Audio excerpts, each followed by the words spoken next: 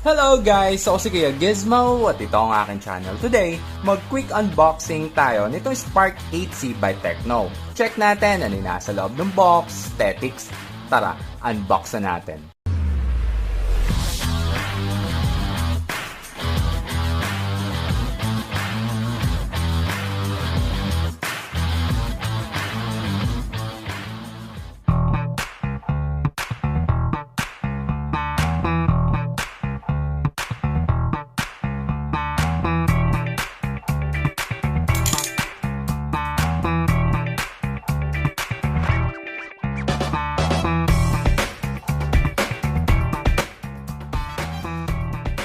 Bago sa unit, check muna natin ano yung nasa loob ng box.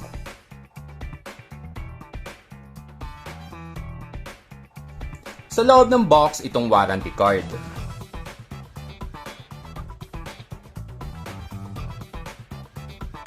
Ang okay sa Tecno, ito ay 13 months warranty. At ang isang okay sa Tecno ay meron siyang kumpletong sayang package dahil meron siyang ganitong earphones o headset. Karamihan kasi ngayon sa mga smartphones ay wala ka na makikitang ganitong freebie. Kaya good job uli sa Tecno.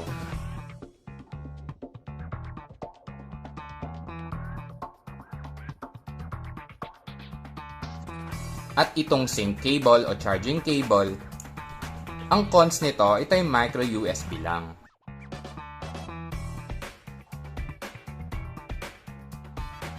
SIM ejector.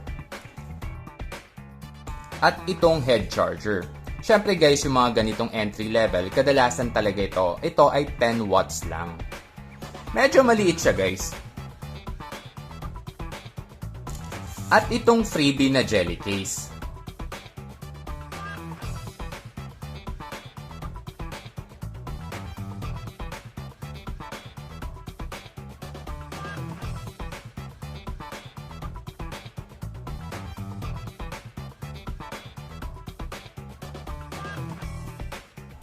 Next, punta na tayo mismo dito sa unit.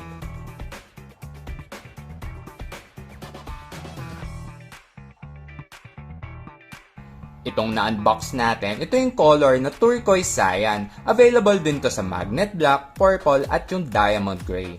Pakita ko lang muna sa inyo yung aesthetics niya.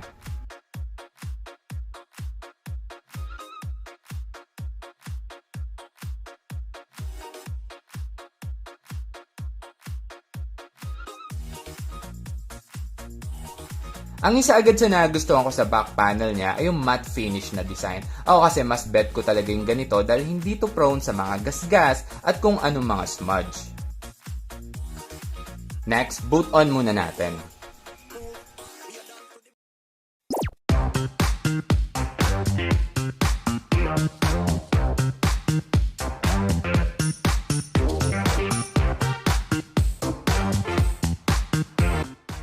Isa agad sa napansin ko guys ay may nakadikit o may nakalagay na screen guard mismo dito sa screen.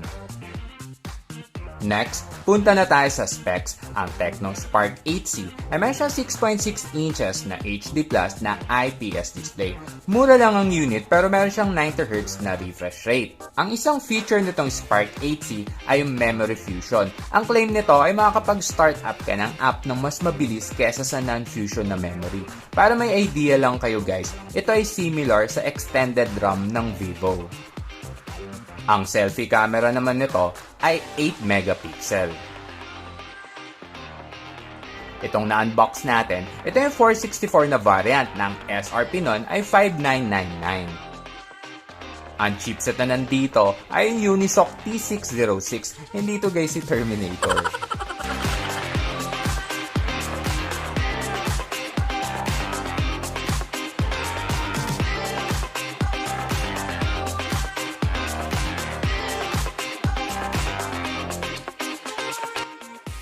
Ang Tecno Spark 8C, ito talaga ay dual camera lang.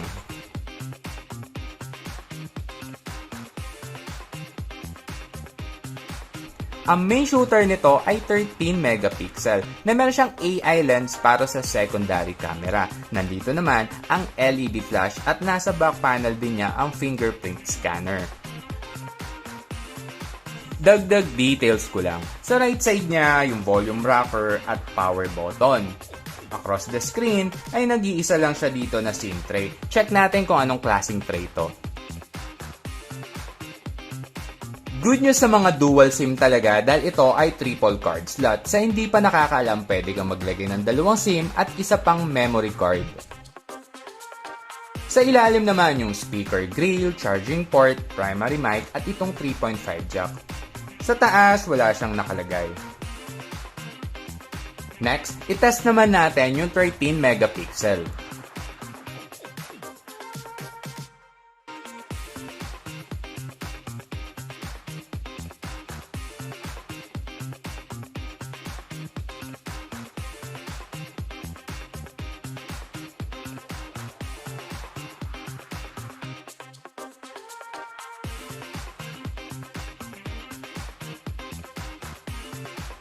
Next, explore naman natin yung user interface nitong Tecno, check natin kung anong Android version to at check na rin natin kung meron to mga bloatware.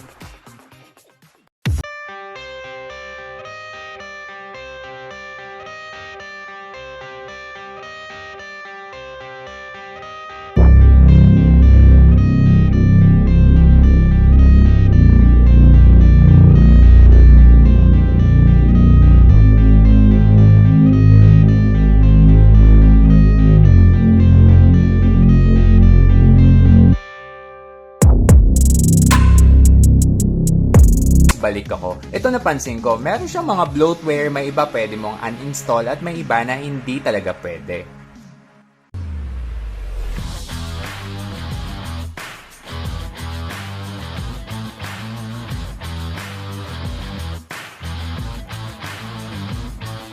Yun lang guys, hanggang sa mga susunod na mga quick unboxing. Peace!